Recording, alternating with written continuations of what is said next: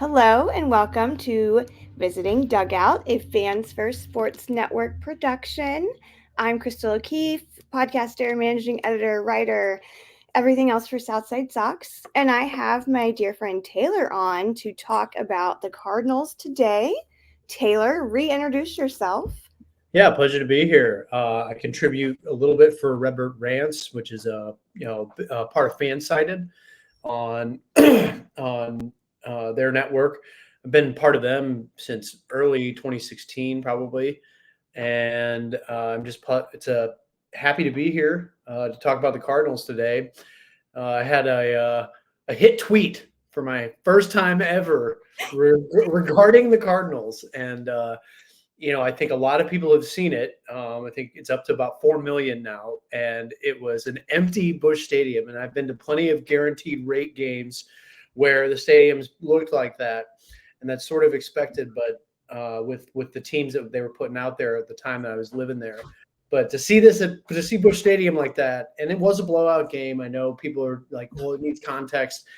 I don't think I've ever seen a game like that ever at Busch Stadium. I mean, even blowout games, people are like to hang out. They like to be a part of the scene there and everything. But Busch Stadium was empty, and it struck a nerve with a lot of people.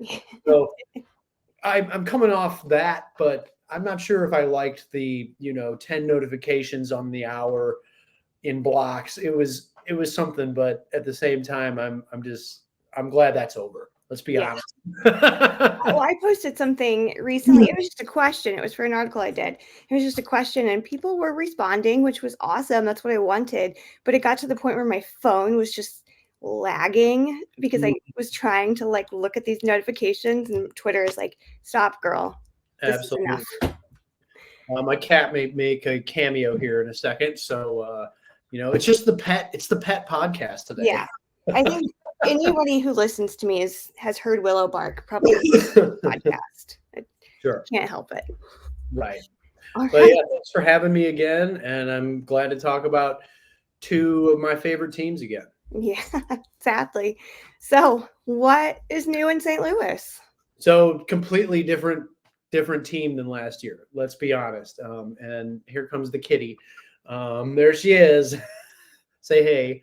Um, but in any case, completely different team here in St. Louis. The big thing that John Mozeliak, our president of baseball operations, was saying was pitching, pitching, pitching, and that's what they did. They got three pitchers. We got Kyle Gibson, longtime St. Louis area native, but never had a chance to play for the Cardinals. We gave him the opportunity, and he said yes. And then, like, literally the day after was Lance Lynn, who came up with the Cardinals, won a World Series with us, and then was just a workhorse in the in the rotation for a really long time. So innings guys like Gibson and Lynn, and then the big one was Sonny Gray, and they've all three been as advertised. It's a completely different rotation. We're not leaning on guys who haven't been there, as Mozeliak likes to say. You got three veterans at the top of the rotation, and you got Steven Matz, who's had his previous successes, but he's yet to find himself now, which is kind of a shame. But we still wish him the best. And yeah, it's a completely different team. The defense is back to being elite, which is fantastic to see. There was a lot of really bad fundamental baseball that was played last year. So we're, at least by the Cardinals defense for sure, but back at the top, you got 9 guys you can trust. And even Contreras behind the plate looks like a completely different catcher these days. And then our third catcher now is Pajes, and he's a great defender. That's what he's there for. And Herrera has even shown some improvement defensively, but he's been a nice surprise off the bench as well with his bat. But in any case, completely different team. But the offense has yet to kind of wake up. But the pitchers are great. So it's a completely different team, and I'm just happy that it's back to looking somewhat like Cardinal baseball. Yeah, seriously. Because I mean, I think you and I are similar in age. That's kind of they were the big thing when we were growing up. Cardinals baseball in general, like that was the age of Mark McGwire. That was the age of just Mhm. super fun baseball, in my opinion. Oh, right. And the brand is always going to be there. I mean, it's a Yeah. base good when teams, and I say this all the time, it's great when the historical teams are good, Hmm. like the Cardinals, the Yankees, the Cubs, even the White Sox. When those teams are good and it's just good for the sport in general. Now, don't get me wrong. I think that, the Rays are great and what they're doing for the game is great. But, I don't think of Wade Boggs in a Tampa Bay Rays uniform, Yeah. Yeah. even though that was a thing that happened. Yeah. I But forget that even I don't happened. like to think about that. But it is what it is, and I again I'm just glad that the Cardinals are somewhat back to playing okay baseball. Yeah. So you mentioned, these pitchers came in as advertised and people are looking good. So how would you grade the off season the Cardinals put on? A solid B for sure. I wouldn't go as low as C because I think a lot of people were expecting them to improve the offense somehow. But Hmm. again, there's nowhere you could really do that. I mean, you're without spending a big amount of money. I think JD Martinez was someone on the radar for the Cardinals. I don't think for the Cardinals, but for Cardinals fans, just because it had a similar impact of what Albert brought in 2022, where it's a veteran guy that's going to be coming off the bench, and he's got a ton of power, can help these younger hitters understand. And so, but other than that, again, a solid B for the off season. They did what they wanted to do. That's totally fair. So once I think bats wake up, and again it's early. It is Right. still technically the April 30th while we're recording. But do you think once those bats wake up, you might feel more confident just going into the season now that you've kind of got a lot of these positions filled with Mhm. competent players? Mhm. No, absolutely. I think you know it's spring training. You can't really look at spring training and see that as sort of like a foreshadowing, but you can definitely look at that for this team for sure. I mean, they didn't have any home runs for the longest time. Mhm. Spring training, Goldie finally gets a hold of one. Goldie hit a homer in his first game this year, and so everyone was like, "Yeah, he's ready to go." And he's been on the cold streak of all cold streaks. It seems like moving him down in the order, I think, has helped him a Mhm. bit. But at the same time, when guys that you rely on like Goldie and Arenado aren't producing, and then Newt Bar was hurt, and he's just coming back and starting to get back into the swing of things. He made an impact though. His first game back off the DL, hit a homer. Haven't seen, Mhm. haven't really seen it since though. So it just seems like a lot of people, and it's interesting that you bring up the offense because I have a theory here on the offense, and it's definitely that it seems like everybody's overthinking. Mhm. There's not a ton of just, you know, I'm going to take what the pitcher gives me. It's a lot of guessing up there or trying to outsmart the pitcher and stuff like that. And I don't know how I feel about that kind of baseball. There's not a whole lot of, hey, let's put the ball in play. It's a lot of like, whoa, like I think he's going to throw a changeup here, and then he blows you away with a 92-mile-an-hour heater. Right. And so it just seems like there's too much thinking going on. Contreras is just on a roll, though. I mean, Willie looks so good offensively, so it's great to have him in the lineup and give him a day off behind the plate and have a competent catcher back there too. Mhm. Don't get me wrong, I love Andrew Kisner. I think Andrew Kisner was, I think he's a great human. I think that he is also just, a great teammate by all accounts. And now he's in Texas and doing his thing down there. But offensively, there was really nothing that he brought to the table, Yeah. unfortunately. So you get a guy like Ivan Herrera who has shown some prodigious power and looks to be the catcher of the future. And once everybody fires on all cylinders, this team could win 90 games. Mhm. I still believe that. And that's been a big problem for St. Louis in the past few years is that like when are we going to get that game where Goldie and Arenado both hit homers or both, come up with some big hits? It just hasn't clicked the way that I think us fans have wished that it would. I know we are, more than a year now into the pitch clock, but do you think that might also be why batters are overthinking? Because now your pitchers have a very limited time span to get these out. Mm-hmm. So they've got to figure out what they want to throw, and these batters are trying to figure out what they're going to throw. Do you think that might be relative to that? I haven't even really thought about that. I think that, where I think enough people, at least on the Cardinals team nowadays, at least it seems to be more flooded with minor leaguers that have come up with the pitch clock. Yeah. So those guys should be well adjusted.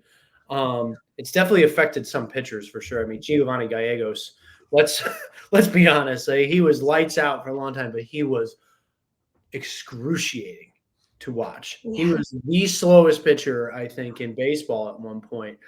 And, they try to get him right, and he has his worst season last year, at least for the Cardinals so far. And, after being extended. So, and I think that has an effect. But overall, I don't think it's really gotten everyone too far out of their routines. Mm-hmm. But I think, again, the pitch clock has got some major effects on the game for sure, as we've seen, but not, I don't think to the point. I don't think that should affect our offense too much. I do think that the overthinking is a definite problem, though, for sure. Yeah, I've seen it a lot in the White Sox just this year. Mm-hmm. It's been a pain, but I know I just thought it was wild. They ban sticky stuff, then they go into this pitch clock, and pitchers are just supposed to adjust after they've been in the league for 10 years. Right. And what's interesting, and if we're going to talk about sticky stuff for just a second there, I think is it Japan or Korea uses a sticky or tackier ball. Mm-hmm. And I think that, why not just change the ball? You guys were juicing balls not just too long ago. Then you're messing with the seams and you're doing all this kind of stuff that's, I think just make a tackier ball, stick to it, and see what happens. I think that, that there was something the other night where I think a college pitcher got caught by fans using sticky stuff, doctoring his glove and then going out. It's a John Boy breakdown, of course. Uh-huh. But yeah, a college pitcher got caught using the sticky stuff. So pitchers are using this, yes, to, create more spin, but I think at some point it becomes a safety issue. Mm-hmm. And you see the rise in pitcher injuries. God forbid, I don't want to say that because, Cardinals haven't had to deal with it yet. Yeah, yet. And it's just, you never know. So again, expecting everyone to just adjust to all these rule changes is interesting for sure. So yeah, I definitely think that's the reason these pitching injuries have been so high lately. Mm-hmm. Which is a bummer, a real bummer. They've lost so many good guys this year already. Absolutely. You look at who's on the disabled list everywhere. It just sucks. I think overemphasis. I think a lot of it does have to do with no overemphasis on max effort. And I don't want to get into that whole conversation, but it's another podcast. It's another podcast for sure. But again, I think that there is definitely an issue with max effort on every pitch. You look at guys like Maddox back in the day and Clavin, they're not trying to throw, they're just trying to pitch. Yeah. Put the ball where that you're going to make an impact. And, you don't have to throw it 102 miles an hour. It's cool. Don't get me wrong. But even Hicks has on the Giants now, another guy who has flourished. I forgot to mention that about the Cardinals. You got guys that are gone now that are playing much better out of our system. So it's either, our current player evaluation is not great. I don't think. And also just, change of scenery for some guys. I was just talking about Jordan Hicks. The Giants found something in him. Yeah. For sure. He is a completely different pitcher now. He has brought his velocity back on purpose, can go his 6 or 7 innings that he needs to. And his ERA is south of 2 right now through 3 or 4 starts. Tyler O'Neill's the best player on Boston's team now. Mhm. He's their MVP. So and O'Neill didn't want to be here anymore. Let's be honest. I mean, he had a falling out with Ollie, a very public falling out with Ollie, and he didn't want anything to do with St. Louis anymore. So props to him. I hope he gets paid. I hope he goes to Toronto and gets paid. Yeah. Yeah. Well, we see that same thing with the White Sox, and Lance Lynn is the perfect example. He had a really bad season last year, just awful. He gets to St. Louis and he's great. He's back to like vintage Lance Lynn. Yeah. And then you see it again in Miami with Tim Anderson and Jake Berger. Yeah. Tim Anderson gets down to Miami and is hitting home runs again. And you're like, where was that for the last like 2 seasons with you? And like Jake Berger, they give him that like everyday chance now, and he's out there again proving how good he is. It's like this effect that these teams are like a dark void for some players, and the second they get out, they're amazing. Exactly. And there was I think that report, was it last year, about some clubhouse issues in the White Sox, where they're saying there's no rules. Yeah. Nobody's doing, everyone's sort of there's no accountability, and then Arenado came out and said, we kind of let the young guys run the clubhouse last year. And to my ire, for sure, just a lot of what we call the best fans of baseball were chirping in and saying, that's your responsibility as a veteran player and all that. And it's like, well, these are not rah-rah type leaders. Do we need a vocal guy like that? Probably. But, you got, it's just a completely different world now in St. Louis, it seems like, with the clubhouse and what they've got going on. So again, something I'm happy about, definitely. Yeah. Yeah. Speaking of that White Sox clubhouse, I get to see the alleged slapper, Yasmani Grandal, tonight. Oh yeah, that's right. I forgot about that whole. Was it a 2-year contract? I think. Yeah. Yeah. He's down in minors right now rehabbing. So tonight is Paul Skeens, future ace. All right. Cool. And Yasmani Grandal catching for minor league prices. So. Oh, how about it? Yeah, definitely check it out. That's awesome. I'm excited. All right. Well, we'll take a very quick break. There's Willow telling it it's break time. And we'll be right back to discuss this series. All right. We are back. So let's get into this series with the Cardinals. I know we were looking up the possible rotation, your starting rotation for these series. So who do you think we might see, or what can you say that hasn't already been said about how you've got a good rotation? You're getting, right. So you're getting Sonny Gray on the first day. That's definitely penciled in now on the MLB website. So I'm going to assume, barring nothing crazy happens in the next couple of days, that you'll get Sonny Gray in your first game. Sonny Gray has been advertised. Yeah, I mean, that guy, and he wanted to be a Cardinal for sure. Yeah, my Trixie heard the dog as well, so she's very interested in that sound. She's looking outside now. She's wondering, what's up. Anywho, Sonny Gray's been as advertised. That he was a target from before his career even began. He was scouted heavily by the department and was not drafted by the Cardinals. He went too early, and I think much to a lot of people's disappointment. But there were many attempts to try to obtain him, not through free agency, but through trades. And then this time, it was a moment. It was the opportune moment. It was for sure like we need an ace. We need a guy that can, with mound presence. And Sonny Gray's that guy. And I hate to say this about the White Sox, but I don't think that they have really much of a chance if he's on. And playing in Busch Stadium, Sonny's playing in front of or he's playing in a very pitchers friendly ballpark. Knows how to pitch in Busch Stadium for sure. Suffered his first loss there in his last start, but hung in there, hung tough. Told Ollie, I'm staying in the game. I can get this guy. Fortunately, it didn't work out. Sometimes things don't work out in baseball, and so. But Sonny has been as advertised. He's a great pitcher. He's a great teammate, great leader. So we're happy to have him for sure. If that's going to be our first opener, then, or if that's going to be our first starting pitcher, I think Miles Michaelis comes in, and Miles makes me laugh. I want to like Miles. I really, really do want to like the guy because he's just he's funny.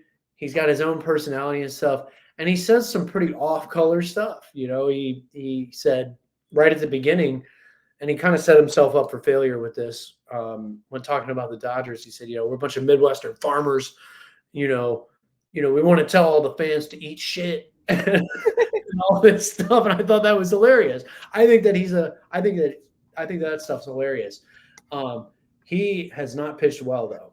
He is scuffling for sure. And he was the butt of a joke. It was a Babe Ruth joke on Twitter not too long ago. It said something like, you don't think Babe Ruth could come back and just hit a missile off of Miles Michaelis? Yes. And it's true, though. I mean, you watch Miles pitch, and when he's on, he's putting stuff right in the bottom of the zone. He's commanding the zone. But when he's off, man, I mean, he is leaving it right there for hitters. And right there. He's not missing outside the zone like he usually does. It's right there. So, I could easily see somebody teeing off on him. He should use this. He should use this as an opportunity to try to get right. But he's just struggled through the first part of the season, and then finally you get Lance. And what can you say about him? I mean, he's great. He's been an awesome addition. He eats up the strike zone, creates a lot of contact. I think Oakland, when we played Oakland, they went after him pretty consistently early in the count because they knew that he's not going to lay it in there, but he's going to throw strikes. Yeah. So, I think that's a really, really positive thing for this team, especially with the defense that we have behind us. So I think that that's going to be a really important thing just throughout the season is Lance getting his 6 or 7 innings in there, saving the bullpen a little bit. And in terms of the bullpen for the Cardinals, fantastic. We haven't even seen Riley O'Brien, who was acquired from Seattle. Mm-hmm. That guy throws, near 100 consistently, and then has also got this wicked breaking ball. It's kind of a slurve slider. I guess they're calling them sweepers now. I don't know. This sweeper is a fairly new term to me. I have always said slider or slurve, but whatever. And then we haven't even seen Keenan yet. Keenan, another former White Sox, who's now a part of the Cardinals, and we got to talk about that a little bit in a second too. But the bullpen's been amazing. We have this trio of Romero, Kittredge, and Helsley that just come out, and that's exactly what they're supposed to do: 7, 8, 9, shut the door, and they or hopefully moving forward we get some starters going into the 7th inning. I know that's not really how baseball works anymore. Yeah. Shutting the door with 3 guys that have been consistently been able to do it has been really amazing. So I think it's just been a total turnaround for the pitching for sure. Now in terms of the offense, we'll see. I mean, I hope personally from the White Sox to see Crochet. Yeah. I think Crochet is so good, and people when we were fantasizing about Dylan Cease trades over here in St. Louis were asking me about Crochet, and I said, well, he's great, but he was mainly a reliever when he came up. We'll see what happens. And he's been nothing but just dominant, it seems like, lately. And classic big lefty power guy. I love those guys. I mean, Randy Johnson was probably my favorite baseball player growing up. Yeah. And got to see him pitch once. And, at that time, you never had a 6'10" baseball player or anyone that was like maybe over the size of like 6'2", maybe at tallest for baseball players. And then you get Randy Johnson on the mound. That was crazy. But in any case, I would love to see Crochet. I think Crochet can really dominate this offense, though.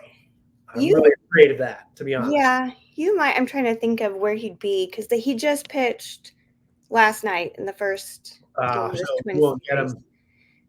You might get him towards the end, but there's also rumors that he who shall not be named will be back up shortly, like around the beginning of May. Yeah, great. We'll see. We'll see what that does to the clubhouse. So, please, she doesn't even like him. So there have been, plenty of jokes now that the White Sox have Tommy Pham.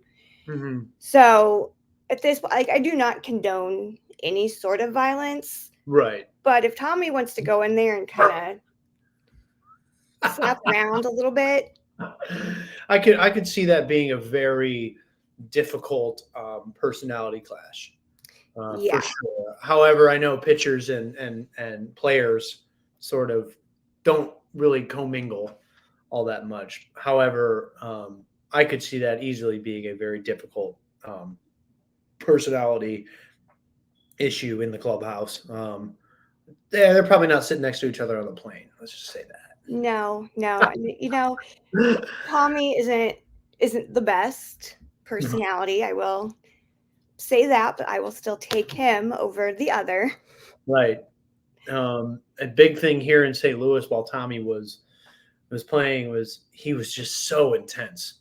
Yeah. So intense, so locked in at all times. And for that short period of time before he was traded, where he was playing with Dexter Fowler, we had Jose Martinez. These were really big personality clubhouse guys, and they loved Instagram and loved going live from inside the clubhouse.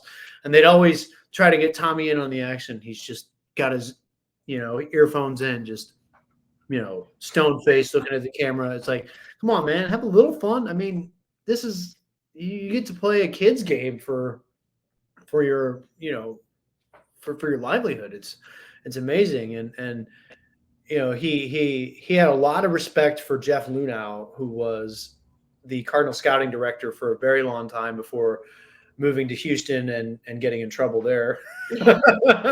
But he never really talks great about the rest of the front office, but always talks great about Mr. Lunau. So that's a lot of what I remember from Tommy's time in St. Louis, and fabulous player. Just personality clash, didn't really want to be here. Yeah. And so that's what Mozeliak does. If he feels like it's not working, he cuts cords and he sent him on his way to Tampa Bay, who seems to take a lot of our players and then turn them into something else. Mm-hmm. Yeah. And we took Matthew Liberatore, and that didn't really work out. No. What was I going to say? Oh, I did like Tommy Pham's reasoning, though, for coming to Chicago because the taxes would be cheaper. And I was like, I don't actually know that that's true. Chicago is really expensive. But hey, whatever helps him out financially. Absolutely. Got to plan for the future. Right. I was going to say, I was like, last time I was in Chicago, which was about 2 or 3 months ago, I bought 1 pack of cigarettes while I was there. And I was like, that's probably all I can afford. Yeah, I bet. But, with as much as I want to do while I'm here, and as much as all like the fun places I want to eat and stuff, crazy. So, having lived there for 11 years, that was enough. I'm good in St. Louis. Yeah, I was really relieved when we sold the condo in the South Loop because I was like, oh my gosh, we're going to save so much money now. Right. Yeah, that's a great place though. South Loop. I was down there for quite a while as well. So, we may have been neighbors at one point. Yeah, maybe. I mean, we loved the South Loop, and then it just, once the pandemic hit, it was just a a whole different vibe there that was just kind of just awful. Like it really sucked. And like we finally were like, well, it's time. It's time to get a house in the burbs. Right. So but Hey, love the burbs though. So I miss it. I mean, we still talk about like we'll still go into the city and do right. things, but now we don't have to stay in the city anymore. We Absolutely. can afford it. Right. Speaking of South Loop, what do you guys think about your stadium? Gosh, that has been a serious, I don't even know the word to use for it. That is such a polarizing topic at this point because yes, guaranteed rate is starting to fall apart. It's been around for a while, and the whole idea of having it not face, that lovely Chicago skyline was not ideal. Um, and people always whine. They're like, "Oh, it's so dangerous." And I was like, "Bridgeport is so gentrified." No, it's not.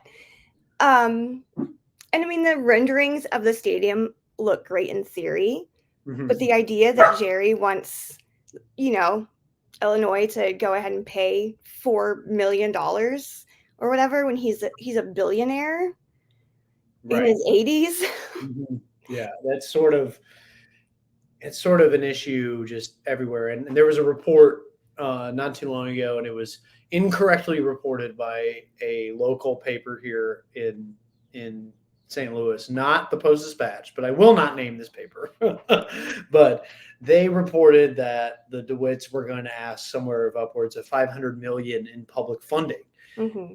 To which Bill DeWitt III replied, "We don't know what you're talking about." I mean, sure, like it's something to be thinking about. We want to be prudent about it, but nowhere, are we even coming close to that. And it's for basic stadium functionality. It's not for like ballpark improvements like entertainment or whatever that. It's like, we're talking about bathrooms, electricity, just basic utilities and upkeep and foundation upkeep. We're not talking about like this whole new sort of situation. And where the number 500 million came from, no idea. I mean, it just seems like it really was like pulled out of thin air or just pulled out of context. Yeah. From something, and it's like, yeah, it may need $500 million in improvements, but they're not going to just ask for 500 million out of nowhere. And sure, yeah, the Cardinals were bought for I think 150 to 200 million, and now are worth 3 billion or something like that. Yeah. And everyone always points to the DeWitt's net worth and all that. And I said, okay, then take the Cardinals out of the DeWitt's net worth, take that value out, and you're looking at a completely different number. So yeah. Before we move on to the rest of the series, do you want to talk about the White Sox Cardinals pipeline? Yeah, so let's see. I'm going to go back to my notes here real quick. Let's see. I wrote them all down. Here we go. So we've got oh man, we've got Tommy Pham, Jake Woodford, Paul DeJong, John Brebbia, and Dominic Leone, and then Lance Lynn, all playing each other in this series. And I just think it's pretty hilarious that there's all this like crossover right now. I already talked about Pham in his time, and with DeJong, a guy that it was one of those early extension candidates, and he got it. And the Cardinals seem to do that a lot, where they would lock in these like team-friendly contracts for their young guys, and really who's capitalized on doing that way more has been the Atlanta Braves. They have really sort of solidified that model. And the Cardinals were doing something similar for a long time. They did it with Colton Wong. They did it with Stephen Piscotty. And then their newest one was Paul DeJong. And unfortunately, it didn't pan out. DeJong got ate up his sophomore year and then never really rebounded. He had to go down to AAA for a bit. And then what happens with him is that he seems to get on these hot streaks. He's so streaky. and he'll get on this hot streak where he'll just dominate a team for a series, and then you don't hear from him for 3 weeks, and then he just dominates another team for a series. And he did that with the Yankees, and it was such a cool thing. It was a great thing. It was like, hey, he's back, and it didn't really pan out. So it was sad to see him go. We did get, a good, I think, like reliever or something. It's this guy from Toronto that we got who, another guy who throws like 90, I can't even remember, I think it's Vanson or something like that, but he throws like 1,000 miles an hour, but he was getting lit up a little bit. So hopefully they can figure all that out. And then Brebbia is great in terms of personality. I think Brebbia is awesome. I think he's hilarious. He came in for some big moments for the Cardinals. Really good middle innings reliever. Can eat a couple innings for you here and there. But again, personality-wise, I thought he was just awesome. Mm-hmm. He was just awesome to have around. Awesome to have around as a fan too. Excuse me. Bubbly water is getting to me. And then Dominic Leone. I don't really remember much about him. But he came over from Toronto from Randall Grichuk trade. Mm-hmm. It seems to be that a recurring thing since about 2017 that we get this log jam of outfielders here that are like not quite good enough. So, that includes Lane Thomas, who's now playing for the Nationals. We've got, Randall Grichuk, who's now, he actually, he's in the 1,000 hit club. There's nothing to, shy away from. I mean, that's a big achievement, but, playing for Arizona now. But again, these guys come up through our system and they get to here, and we either create log jams by signing free agents, or we just have too many of these guys. and so they end up going away. So Leone came back in that trade, and, I don't remember much about it. Let's be honest. Yeah. Memorable now on the team. So. And then my favorite that we talked about was Jake Woodford. You said, I forgot he even existed. I did, yes. We have a lot of DMs back and forth about these two teams, and right. Yeah, you brought him up, and I was like, I forgot that he was a person. And so with Woody, he just, man, another guy in the Cardinals system who they seem to love these tall right-handers. And I think that they all want to model them after Adam Wainwright. And of course you want to model guys after Adam Wainwright. I mean, but these, if they can't execute, it's just not happening. And Woodford would show flashes of brilliance there every once in a while. And he was a long reliever starting out in 2022. And it was either 2022 or 2021. And there's a very famous home run. It was 2021 because Castellanos was on the Reds. And I like that that's your benchmark. Yeah, exactly. Well, then here it is that Castellanos hit a home run or in that game, and he kind of does this, little strut. And then I think in that same game or same series, he slides into home, and it happens to be right on top of Woodford, who is covering home plate. And he comes up and he does this stance, and Yachty immediately gets in Castellanos' face. And that is my only great memory of Jake Woodford. The other memory of Jake Woodford I have is that he gave up the longest home run I've ever seen at Busch Stadium to Austin Riley. I was sitting 11 rows back from home plate, and it was maybe the loudest ball I've ever heard hit, period. And it went 454 feet to left field, onto the concourse, almost into Ballpark Village. So undoubtedly the longest home run I've ever seen hit at Busch Stadium 3. So that was a monster. So, but best of luck to Jake. He just didn't work out in St. Louis, and serious non-tender candidate this season, and that's what they did. He had to go, and they had to make room for guys like Gibson and Lynn. So Yeah, that reminded me just now when you did talk about Nick. I saw this TikTok recently, and it was like a stitch, and the person that starts it is like, what is something that you've memorized completely out of context that like is really niche, but you've just memorized it? And this guy pops up on the screen, and it's got that video, the I'm not apology sure video. if I'm able to put this headset on again. Or Yeah. I'm not sure if I'm ever And able to put this headset this on kid, he's just like he knows it by heart. He is just going right along with Tom, and I'm like, this is art. This is beautiful. I think I like reshared it, and I was like, everyone, I feel like that watches baseball can recite that word for word. It was a very surreal moment for sure in broadcasting and baseball history.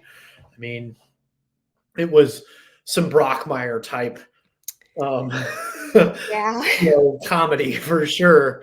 And the fact that it's kind of turned into this amazing word salad, um, throughout Twitter now, where people will just implement it into something. I mean, I don't know if you can you call it a meme for how I think so. I think it is a meme at this point. at Yeah. this point. I mean, it's a whole thing, and um, yeah, it's that's crazy. So So I go to Great American a lot because it's so yeah. close to where I am, and they have this really great museum right kind of almost attached to the ballpark. It's like a big gift shop, and then like this really neat museum.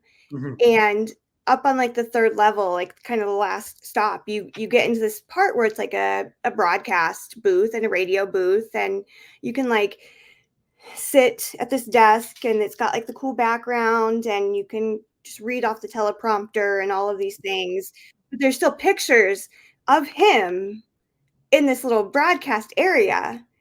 And I'm just like, why are they still here? First off, but I'm telling my son, and I think I told this on the Reds episode, but I was like, hey, I just need you to repeat these words. Sit at this booth, repeat these words. And he's like, I'm not doing that, Mom.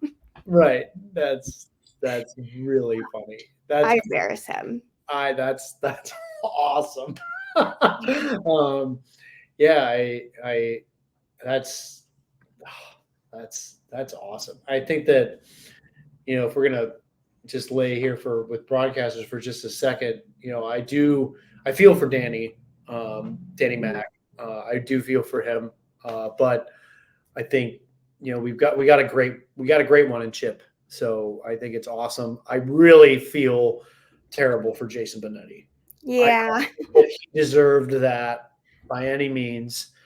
And I get to hear Jason tonight if I decide to watch the Mhm. Tigers broadcast. So I think that'll be great. But at the same time, you know, Jason wasn't always. I thought Steve Stone gave him a little more brevity than than than he really just kind of has. He doesn't have a ton of natural humor, but it was there. Right. Um, but the Jason Benetti um, Bill Walton game is Oh still gosh. going to go down in history for me as one of my favorite things. What does Bill say? He goes, what's the record for strikeouts in an inning? And Jason just goes, 3. That we wrote like an open letter type thing to Jason Benetti Yeah. after he left on the site, and there were so many references to that broadcast in particular of like, you were hilarious, this was funny, the two of you just need to do this constantly, like just bring him in for more baseball games. Right. So that, I will miss Jason as a part of the Sox broadcast team, but I I wish him the best though, and I wish Danny the best. Danny's on local radio now here in St. Louis, and it's been great to hear him back Mhm. doing some work. He's still doing a ton of charitable work and MCs a lot of events around town. So he's not a stranger for sure. And I hope at some point when it comes time, he'll come back and do some radio for the Cardinals. Yeah, for sure. All right, we'll finish off this series now. Yeah. Okay. All right, these are Very the wide ranging It's podcast this time. I think people are used to it with me Yeah. Okay, I got you. now. Okay. Some good little speed round questions. Yeah, let's Which go. player is the biggest threat right now to the White Sox team? Ooh. This could be pitcher, this could be player, it could be I mean, like I said earlier, Sonny Gray is just going to dominate for sure. But in terms of the offense, again, no one's really clicking. But I think if anybody, it's going to be Willie Contreras. He's just, mashing the ball right now. So definitely Wilson on the offense and Sonny Gray, or just the bullpen in general for St. Louis. I think has a chance to really dominate this series. Yeah. Fun fact, I was at Wilson Contreras' first MLB game When he hit the home run against when he hit the home run.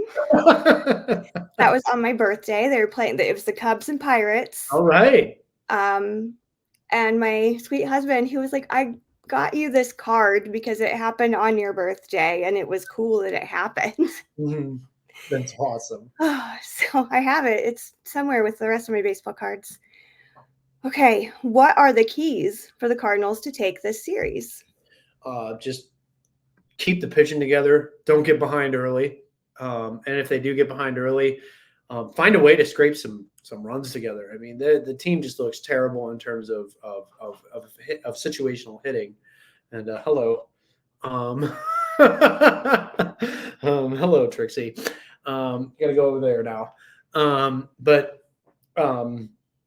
Yeah, the team looks terrible in terms of situational hitting. So let's score some runs. That's the big thing here, and especially against if they do get Crochet, I mean, man, they're done. So just score some runs. That's the main thing. You guys just escaped Eric Fetty, which I never thought nice. in a million years I would be like, thank goodness you guys are missing him because he's been lights out. He's been incredible. He went into the ninth inning the other night. Yep. He was pulled very shortly after when he kind of started getting wily, but to go into the ninth with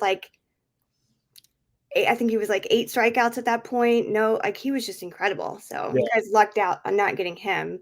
Absolutely. And Fetty, I mean, it's been awesome to see. We hope he can keep it together. It's a shame that gosh, why is his name escaping me right now? I saw his debut also. It was on my birthday. Well, I saw Cease's debut, which was awesome because I was only I was in the cool seats. Yeah. Behind home plate. But who is it that I'm thinking of? Ponytail, long hair. Oh, Michael Kopech? Yeah, Kopech. Yeah. Okay. I saw his debut on my birthday one year. And that was awesome. But Kopech, another fireballer, another person that people asked about in terms of a possible trade with the White Sox. I was like, you got to stay away from him. He has no control. Yeah. So, and you hope that a guy like that with that much talent can figure it out at some point. He has been. He's looked great because he's coming in now for bullpen. He's supposed to be closing, but now he's been coming in for the 8th because Pedro can't manage the bullpen. Mm-hmm. He's looked better with these really short stints. He's still able to throw 100-mile, fastball and look good and strike people out. But yeah, he does. You can tell he's still trying to rein it in a little, but these smaller doses of him seem a lot better. For sure. Well, that's great. Yeah. But with that, then what are any fears that you do have heading into this? Is it just not the offense? But the offense just dies. I mean, the offense already, it just looks, how can I put it? It's boring. It is boring baseball. Let's just be honest. I mean, it's terrible situational hitting. The guys that really step up in these situations are Wynn or now Willie, and then also Newt. He seems to come up big. Donovan seems to come up big at times. But the guys that you're expecting to aren't. And it's so frustrating. And then a lot of times, the joke is that we load the bases and then, it's a double play or someone strikes out and then it's a double play or it's a pop up and then 2 strikeouts. Like it's been awful to watch. So my fear is that the offense doesn't show up or that they go into this series like, it's the White Sox, like no big deal. And then everybody just falls apart. You got to keep everybody on their toes. So, play every game like it's your last, no matter what. Well, I mean, the White Sox did just sweep the Rays. I don't mean to brag, but we've, won like those 5 games now. So that's hey, and maybe it's the Tommy Pham thing. See, everyone is saying that. He comes in and the whole clubhouse turns around. Yeah, they're like, okay, he's the boss now. Benintendi hit that ball farther than I've seen him hit a ball in years. Yes. It seems like. I mean, that guy just comes up and, you think he's going to be a good, like, perennial 20 homer guy. And then all of a sudden does nothing last year. And you're like, what happened to that guy? What happened to his power? And he's a guy that lives in St. Louis and is in the off seasons. And I've never personally met him, but, seems like a good guy to have around. It just sucks that he's not producing. So yeah, I just continue to talk shit about him on Twitter and he does produce. And even when he does, I'm like, I'm still gonna say mean things about him because he's not he has not been doing much of anything. He's just getting paid to strike out. Yep. Yeah, it's unfortunate. I think was it your tweet the other day? It was either Maldonado or Benintendi that you were talking about. It was like, it's always well, actually, I've said it about both of them. Normally, it is more Martin Maldonado because, again, doesn't do anything. Right. Then I say all of these mean things about him, and then he just nukes a ball out into, the concourse. I'm like, okay. Yeah. Keep doing that, please. Right. Yep. So, yeah, I just think that, it's 2 different. I mean, last time we talked, the 2 teams were just in the cellar. Terrible looking teams, terrible looking baseball teams. This year it's a little bit of the opposite. So, again, I think it's an opportunity for the Cardinals to, get back to 500 for the first time. Mm-hmm. Hopefully they don't shit the bed this series against Detroit, but you never know. Jack Flaherty's going to be on a mission. I think their game starts in about an hour or maybe even now. But I mean, Jack Flaherty's on a mission. And so we'll see what happens with them in this Detroit series as well. But with the White Sox series coming up, it's an opportunity for the Cardinals to take a step forward to kind of really see what they're all about. I mean, a really frustrating thing about Matheny's years was that they would beat the really good teams in series or sweep them. And then they'd play, the 30-win Pittsburgh Pirates and get swept. And you're like, what's going on here? Why? This is why we're an 87-win team. If they're beating the good teams and the bad teams, and you're looking at 95 wins or something. So, and it seems to be a thing with Ollie where we can't finish sweeps with this team. I mean, we had an opportunity to sweep the Mets, and that was a heartbreaker of a loss. It really was. I mean, they were down to their last strike, and Bader hits a single up the middle, and then Vientos hits that homer. Yeah. And I feel bad for Libby, but it's part of the growing pains, as people say. But at the same time, Libby's been around for a minute now. Mm-hmm. So the excuses are running out for Mr. Liberatore, and hopefully he gets it together as well. So. Yeah, for sure. Well, before we wrap this up, let's break into some hot takes or some, I don't know, predictions, something fun about the season in general. The season in general. Well, if the Cardinals are anywhere my hot take for the Cardinals for sure is that if they're anywhere near below 500 by the All-Star break, Oliver Marmol's gone. Okay. Like, there's no choice. If they're below, I want to say if they're 5 to 10 games under 500 at the All-Star break, Oliver's done. I mean, he got the extension, but I think that was just to relieve a little pressure from him. Yeah. But that's all that is. It's not a total like, hey, this is our man. But they definitely relieve some pressure. But at the same time, yes, will they owe him the 2 years on his contract left? If he's fired, yes, of course. But I do think that he'll get fired if that's the thing. And if things continue to trend downward, an even hotter take is that Mozeliak steps down and Okay. says, you know what, I know I have 1 year left, but it's time for a change. And I don't see the DeWitts ever firing Mozeliak, but Mozeliak, if things continue to trend downward, he would, and he doesn't want any part of I think he's got too much respect to let this continue to happen. I think he takes himself very seriously and would say, hey, I think I'm done. So, and I appreciate that. But Yeah. at the same time, it's been tough to watch these last few seasons because they are behind in a lot of ways with that front office. And he does come off as really smug on purpose. Again, it's on purpose. And yeah, so and I have to tell Cardinals fans that all the time. Mo talks to the media and he talks to you like you don't know anything, because at the same, like, we really don't know what happens behind closed doors. Yeah. He has the right to talk like that, but it's very calculated. So it's kind of an act too. Well, I do want Ollie gone for you at the very least. Ollie's been, it's tough to watch. Again, it's boring baseball. It's you see his press conferences and it's excruciating to watch. And you get a guy like Mike Schilt who we let go, and he had that fiery press conference the other night after the walk-off win, and he's like, you know what? Yeah, am I disappointed we lost? But these guys came out and they fought. He had that team's back, and I missed that about Cardinal baseball. Is that he's there's some personality there. I get really frustrated listening to Ollie.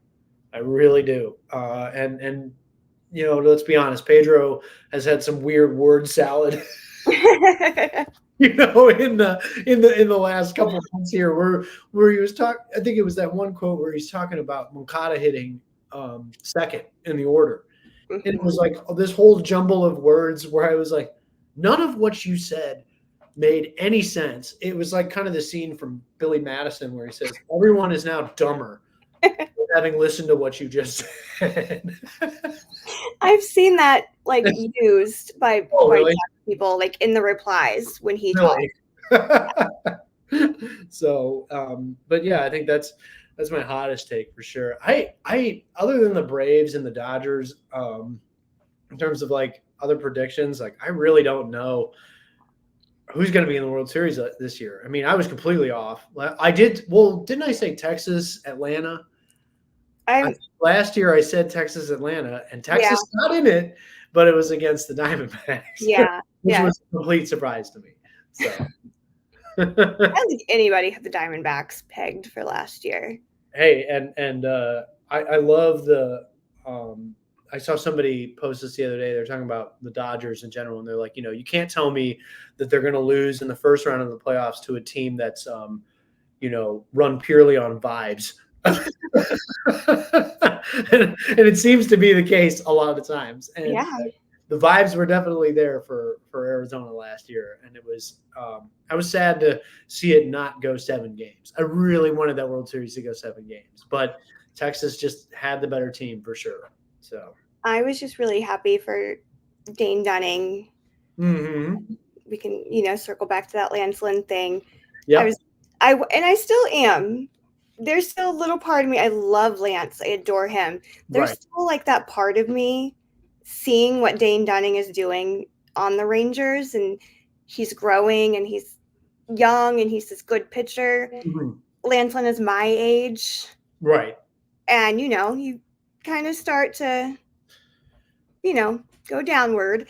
I was still really sour about that trade because I wanted to keep Dane Dunning, and he's like my little prince, and I love him. And I will be I need to look up probable pitchers, see if that's even a thing pretty soon, because I'm going to an A's game next week. Right. And they're playing the Rangers. I'm like, please just give me Dane. Please give me Dane Dunning. This is all I want in my life. Right. My husband too, because my husband loves Dane Dunning as well. And I'm like, just give us Dane. Right. Yeah. No, that would be awesome for y'all to see. So I hope so. Yeah, we'll see. Fingers crossed for him. Right. Maybe I'll just change. I'll be like, well, we're going a different day now. Right. And then let's see what else. I don't know if I really have any like crazy hot takes. I mean, this is just, it's been good baseball all year. It's nice to see that the uniforms are going to go kind of back to normal next year. I know that's been a really point of contention. At least in St. Louis, we had Whitey Herzog pass, and legendary manager, the White Rat, and everybody's complaining. They're like, where's the patch? And it's like, do you really think Fanatics is going to get that right? No, they're not. So I don't know if there's hesitation there. I mean, for a while at the beginning of spring training, we didn't even have our sponsor patch. I know. And it was like, it's like, what's going on here? And they don't even have their blue uniforms yet.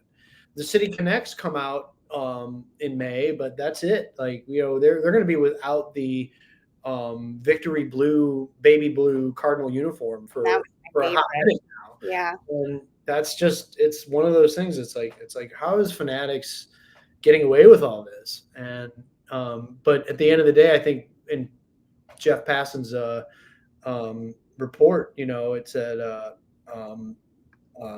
this is a Nike issue, not necessarily a Fanatics issue. So who knows? I don't know. So somebody's got to take the blame. Yeah, exactly. Someone here done did wrong. So. All right. Well, I think that's it. Thank you so much again for coming on. Yeah. It's always lovely to chat with you. Oh no, it's great. I saw that you were going to do it again this year, and I was like, well, this was fun last year. I can't wait to do it again. So, and it's, I feel it's much more candid nowadays. And last time it was my first time doing a baseball podcast in probably like 4 years. I was like, man, I got to have all this research and all this stuff. And I'm not that kind of guy to begin with. Like, I don't think that I'm a fan of baseball in the sense that, yes, I think that all the analytics and the numbers and all that stuff helps. But I'm not going to a baseball game and being like, well, XWO bacon. I'm not thinking about all those things while I'm watching the game. I'm just watching baseball.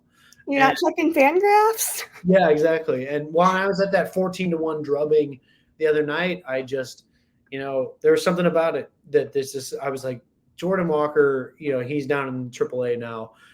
He's our top prospect, has been for quite a while. He just didn't look good. Yeah. And I think he struck out 3 times in that game or twice. But after one of those strikeouts, he got folded, went down to one knee on a lone outside slider. And I texted the Redbird Rants guys. I was like, I don't think he's going to be here much longer. No. And the next day he went down. And so just from, as a fan, I just like watching the game, and I think I can pick up a lot more just from the eye test. Sure, of course, like the analytics, all of that, the sabermetrics, that's so fun. I think it's an amazing sport in the terms of just a data-rich sort of database that we have at all of our hands. And really the only statistician and analyst that I follow hardcore is Sarah Langs. Yeah. I love what she brings to the table. But, in terms of, other folks that are really high on analytics, like Eno or Ben Lindbergh, some of that stuff gets a little too wild for me. And even, I love the brevity of like guys like Rob Friedman. He loves all that, but he loves to have fun with the game as well. I think that all that kind of stuff. So in a sense, there I just kind of gave you some of my favorite Twitter there. But I follow each other. It's great. Yeah, the pitcherless guys are great. Oh yeah, it's all good. So again, it's just a beautiful game, and I've just been so happy to have really, really good baseball since I've for essentially my entire adult life. And yeah, we're hitting a snag here in St. Louis. And this is going to sound terrible. And to all my other fellow White Sox fans, I'm sorry I say this a lot, but I say this in my group chat to Redbird Rants all the time. At least we're not the White Sox. At least we're not the Oakland A's. It could be a lot worse, guys. Going to 4,000 attendance games throughout my time in Chicago on the South Side was sad. It really was. And I never wanted to see Busch Stadium like that. I saw it like that for the first time. I took a video and whatever.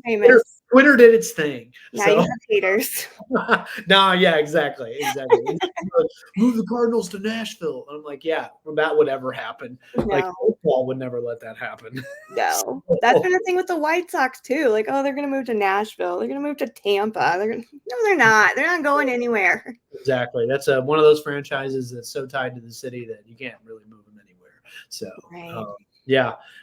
Again, this is really, it's been a pleasure speaking to you. So, and Miss Trixie's hanging out in the window behind one of my over here. She's just really enjoying this nice, beautiful St. Louis weather at the end of April here. So, Willow, her name was supposed to be Trixie, and it got changed. Oh, really? 3 days before we got her.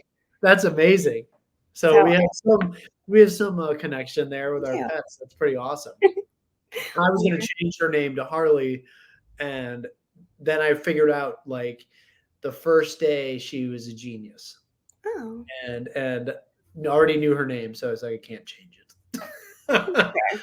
So anyway, again, Crystal, thank you for having me. I appreciate it. Shameless plug for Redbird Rants. Check us out if you're a Cardinal fan or just a baseball fan in general. Great writers on the squad. And then personal plug for me. If anybody in the hospitality or service industry, if you're struggling with addiction, check out bensfriends.org. We're an organization that's dedicated to changing the stigma around alcohol use and abuse in the restaurant and hospitality industry. So if you or anyone else is struggling, reach out. Well, we're here to help you. So it's awesome. Thank you. Thank you for doing that. Anytime. And follow Taylor on Twitter because yes, that's my handle down there at Streiff. He's wonderful as well. All right. Well, best of luck in this series. You probably won't need it, but just in case, at least you have 2 teams that you root for that you can watch. Yeah, awesome. Thank you so much, Crystal. I really appreciate you having me on. No problem.